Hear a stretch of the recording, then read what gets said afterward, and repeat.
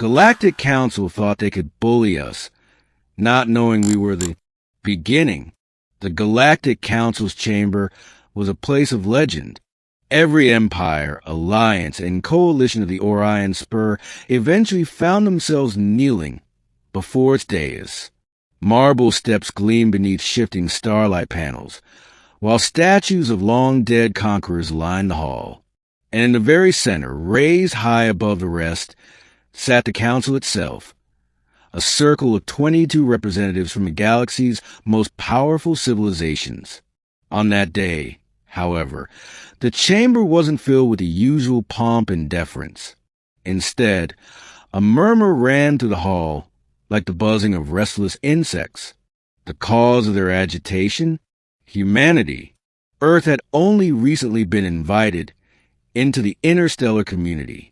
Our ships were primitive, our colonies few, our weapons laughably outdated. Yet, through a string of bold moves and unorthodox victories, humanity had earned notice, not respect. No, respect was for equals.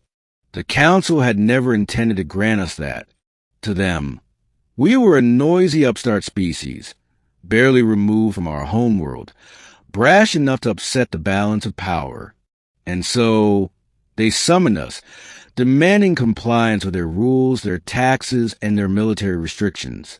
Ambassador Rachel Denning stood alone at the podium, her tailored black suit contrasting against the alien silks and armors of the chamber.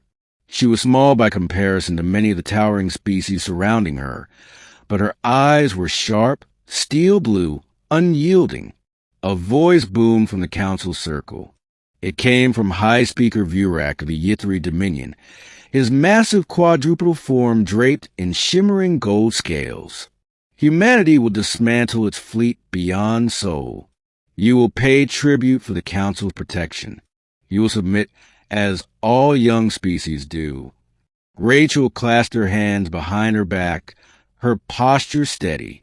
We will not. The chamber erupted. Chittering growls, mechanical tones of outrage filled the air. A dozen species shouted at once, their voices layered in fury. Arrogance. Defiance. They risked the balance. Rachel let them roar. Then, as silence grudgingly fell, she spoke again. We came here today not to beg, not to surrender, but to remind you of something you've forgotten. Her words carried across the hall like a blade cutting silk.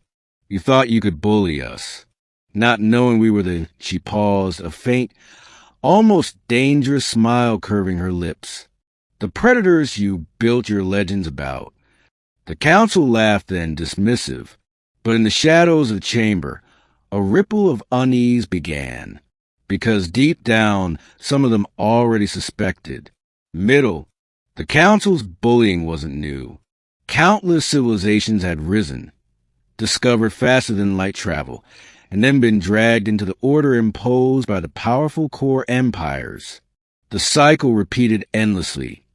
Pay tribute, surrender sovereignty, offer soldiers for council wars. Most species complied.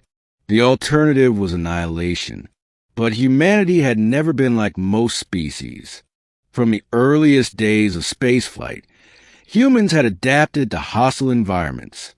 Colonies on frozen moons, stations circling red dwarfs, domes carved into asteroids. It didn't matter. Where others saw death, humans saw a challenge. Their ability to improvise, endure, and most of all, fight was unmatched. The council had tested them once before.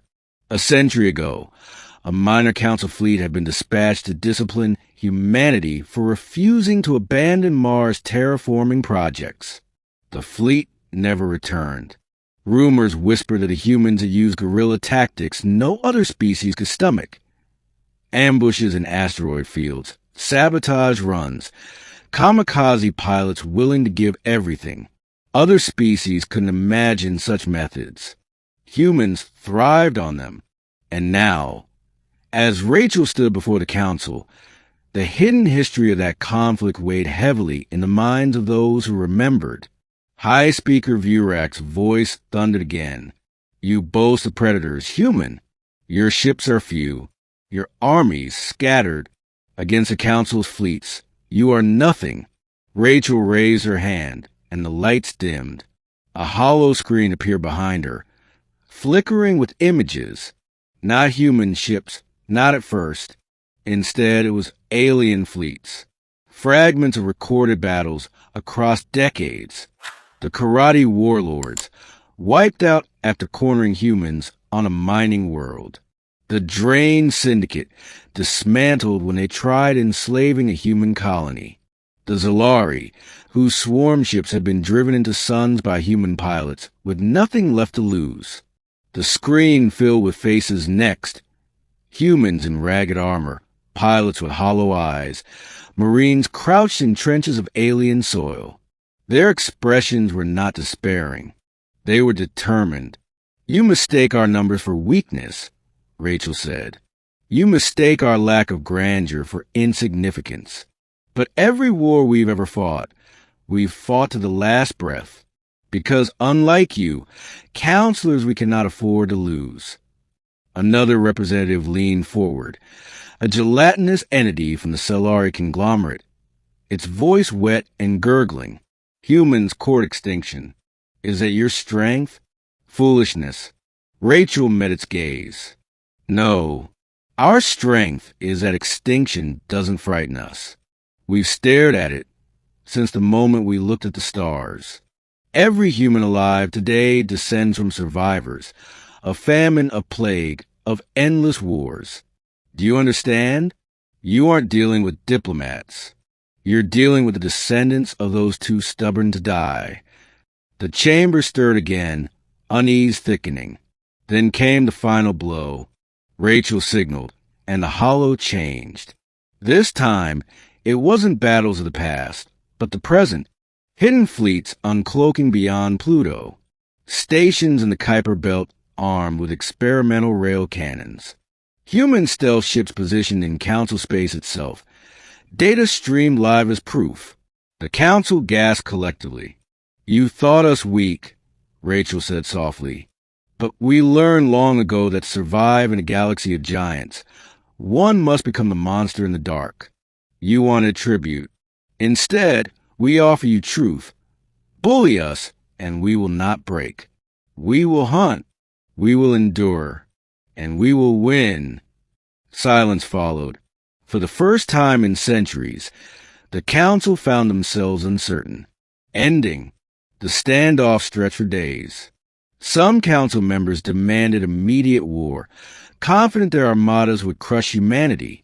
Others urged caution, recalling ancient wars lost against smaller, hungrier foes. In the end, they compromised. Humanity would not pay tribute nor dismantle its fleet. Instead, Earth was granted the rare status of independent protectorate, free from Council taxes and oversight, a concession, but one meant to avoid a blood-soaked war no one was prepared to fight. Rachel Denning left the chamber with her head held high. Humanity had not only survived the trial, but carved its name into the galactic record. Back on Earth, celebrations erupted. On Mars, colonists lit the skies with plasma flares. In orbit above Jupiter, soldiers stood taller, knowing their sacrifices were not forgotten. Across the colonies, a single truth spread like wildfire. Humanity had stared down the galaxy and refused to bow. But deep within the Council, unease festered, because they finally understood what Rachel had meant. Humanity wasn't just another species to be cowed. They weren't another pawn in the endless galactic game. They were the predators waiting in the shadows, the ones who turned every battlefield into home ground, the ones who, if pushed too far, would burn the stars themselves to win. The Council had thought they could bully us, not knowing we were the nightmare they'd all hoped would never rise again. And from that day forward, whenever whispers of rebellion stirred in far-off systems, oppressed species asked only one question: where are the humans? Because predators, once unleashed, never sleep.